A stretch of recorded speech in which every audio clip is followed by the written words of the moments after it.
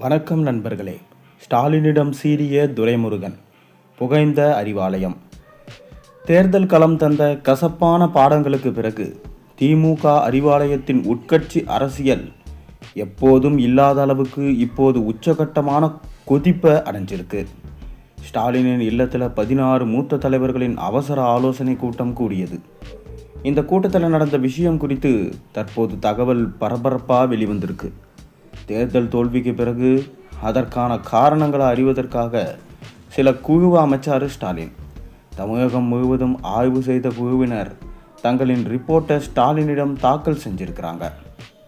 ஆனால் ரிப்போர்ட்டில் பரிந்துரைத்தபடி எந்த ஒரு சீர்திருத்த நடவடிக்கையும் கட்சி தலைமை எடுக்கவில்லை.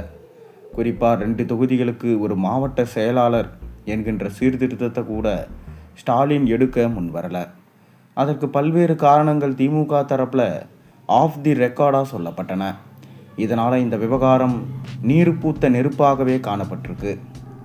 இந்நிலையில் தான் நேற்று முன்தினம் துரைமுருகன், டிஆர் பாலு, நேரு, ராசா, பொன்முடி, கனிமொழி, உதயநிதி உள்ளிட்ட 16 சீனியர்களை வீட்டிற்கு அழைத்து ஆலோசனை நடத்தினார் ஸ்டாலின். இந்த ஆலோசனையில் சபரீசனும் கலந்து கொண்டார். மேலும் சென்னையில் உள்ள மாவட்ட செயலாளர்களில் சேகர்பாபு, மா சுப்பிரமணியன் ஆகியோர் அழைக்கப்பட்டாங்க. இந்த கூட்டத்தில் பல்வேறு ஆலோசனைகளை ஸ்டாலின் முன்வைத்த நிலையில் முக்கிய விஷயமாக 70 வயதிற்கு மேற்பட்டவர்களுக்கு மாவட்ட செயலாளர் பதவி இல்லை என்பதும் 2 தொகுதிகளுக்கு ஒரு மாவட்ட செயலாளர் என்பதும் பேசினார் ஸ்டாலின். அது மட்டுமல்ல, இந்த மாற்றத்தை நிறைவேற்றுவதில் நான் உறுதியாக இருக்கிறேன் என்பதையும் அழுத்தமாக சொல்லியிருக்கிறார். அப்போது சட்டென்று குரல் உயர்த்திய துரைமுருகன், வேலூரில் என்ன மாற்றத்தை செய்ய போறீங்க என்று கேட்க, வேலூர் தவிர உங்களுக்கு வேறு சிந்தனையே இருக்காதா என்று எரிச்சலோட ஸ்டாலின் சொல்லவும் துரைமுருகனுக்கு சுல்லென கோபம் ஏறிவிட்டது. உடனே கடும் கோபத்துடன் சில வார்த்தைகளை அவர் உச்சரிக்க, பதிலுக்கு ஸ்டாலினும் கோபம் காட்டவும் கூட்டத்திலிருந்து எழுந்து வெளியே செல்ல ஆயத்தப்பட்டார் துரைமுருகன்.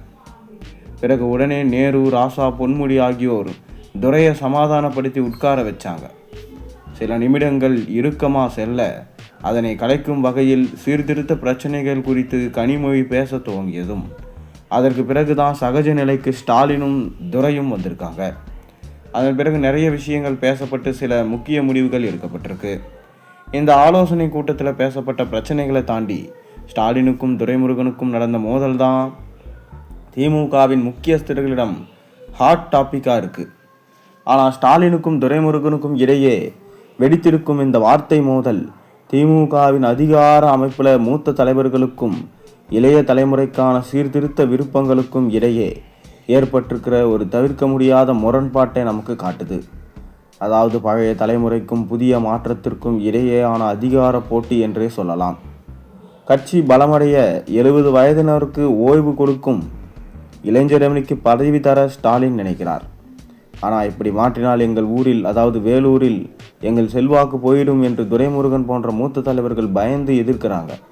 கட்சிக்கு மாற்றம் தேவை என்றாலும் காலமாக இருக்கும் பெரிய தலைவர்களை பகைத்து கொள்ளவும் முடியாது என்பதால் இந்த சிக்கலை ஸ்டாலின் எப்படி சமாளிக்க போகிறார் என்பதில் தான் திமுகவின் அடுத்த கட்ட அரசியலே இருக்குது. அதனால் நம்ம பொறுத்திருந்து பார்ப்போம்.